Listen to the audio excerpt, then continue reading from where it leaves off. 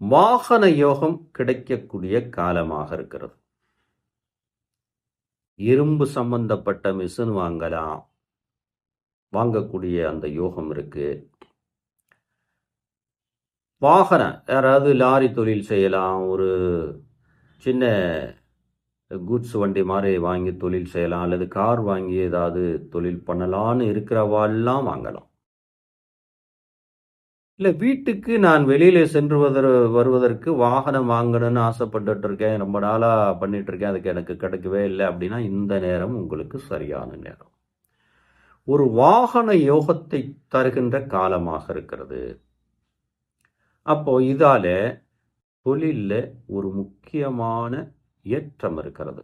அதாவது சில்லறை வியாபாரம், மளிகை கடை, இந்த மாதிரி கடை வச்சு வியாபாரம் பண்ணக்கூடிய நபர்களுக்கெல்லாம் நல்ல லாபம் வருகின்ற காலமாக இருக்கு.